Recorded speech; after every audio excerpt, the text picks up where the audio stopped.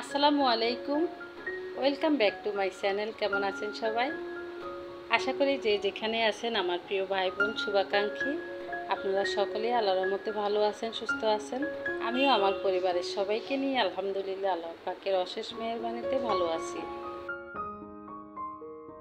এখানে একটু বেশি করে গরু মাংস রান্না করছি, আলু দিয়ে ঝোল ঝোল করে আর কি, ভাতের সাথে খাওয়ার জন্য।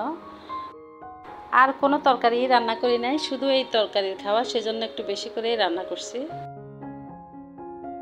এখানে আমার খুব পছন্দের লেটকা খিচুড়ি রান্না করতেছি। আমি যে গরুর মাংস রান্না করছি আগের দিনে, তো ওখানে তো একটু বেশি করে মাংস রান্না করছি।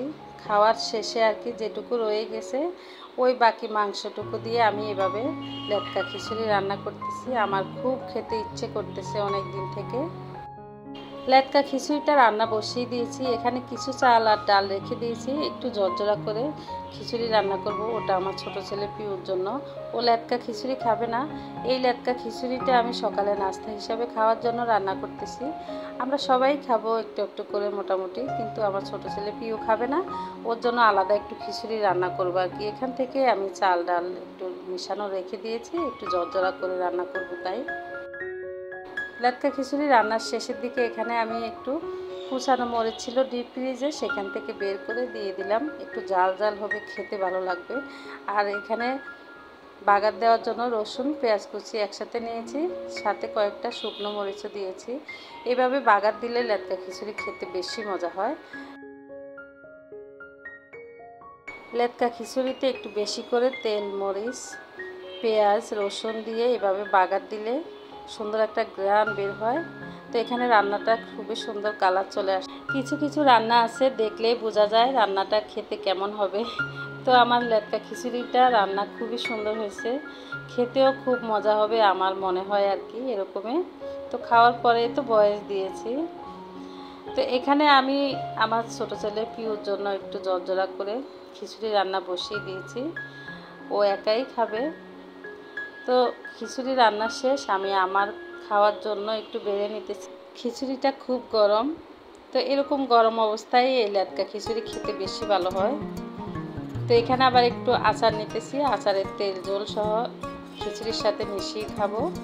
এই আচারটা আমার বোনের মেয়ের থেকে আমি নিয়ে আসছিলাম, ওর বাসায় গিয়েছি তখন ওর থেকে একটু আচার নিয়ে আসছি। এখানে আবার খিচুড়ির সাথে একটু ঘিও মিশিয়ে নিলাম, তাহলে খেতে আরও বেশি ভালো লাগবে। যে কোনো আচার দিয়ে খিচুড়ি খেতে বেশি মজা হয়। তো আমার ছেলে মেয়ে আমার হাজব্যান্ড সবাই ঘুমিয়ে আছে, সবাই আস্তে আস্তে একটু পরে উঠে গিয়েছে। তো আমি সবার আগে খাওয়াটা খেয়েছি। আমার খুব খিদে পেয়েছিল, আর যেহেতু আমার খুব খেতে মন চাইছিল অনেক দিন থেকে, তো রান্নার শেষের দিকে আমার আর তর্স হয়েছিল না, আমি সবার আগে খেতে বসে গেছি। তো এইভাবে শুকনো মরিচ খিচুড়ির সাথে মিশিয়ে খেতে যে কি মজা! আর আচার থাকলে তো আর কোনো কথাই নাই, যে কোনো আচার দিয়ে খিচুড়ি দিয়ে খেতে বেশি মজা হয়। সত্যি কি বলবো, খিচুড়িটা খেতে খুব মজা হয়েছে। তো সকালে ঝড় ঝাপটা খাওয়া দাওয়ার পর্ব শেষ করে দুপুরে খাওয়ার জন্য আবার রান্না করব। এদিক দিয়ে আমার হাজব্যান্ড কিছু মাছ নিয়ে আসছে, তো এগুলো ইলিশ মাছের বাচ্চা আর কি, বেশি বাচ্চাও না বেশি ছোট না আর কি, একটু মিডিয়াম সাইজের মাছগুলো, অনেকগুলো মাছ একসাথে নিয়ে আসছে। কিছু মাছের ভিতরে ডিম আছে, যেই মাছগুলোর ভিতরে ডিম আছে সেগুলো আমি কেটে নিব রান্না করার জন্য। আর প্রত্যেকটা মাছের আমি আঁশটা ফেলে দিব, তারপর ফ্রিজে রাখবো। যেগুলো রান্না সেগুলো রান্না করব। এই ছোট মাছগুলোর আঁশ ছাড়িয়ে রাখলে যখন আবার ফ্রিজ থেকে বের করব রান্না করার জন্য তখন কাটতে সুবিধা হবে আর কি। তো যেগুলো রাখার ফ্রিজে রেখে দিয়েছি, আর বাকি মাছগুলো রান্না করার জন্য কিছু নিয়েছি। আগের কিছু রুই মাছ ছিল, সেগুলো বের করে ভর্তা বানানোর জন্য ভাজি করে নিয়েছি, সেগুলো ভর্তা বানাবো।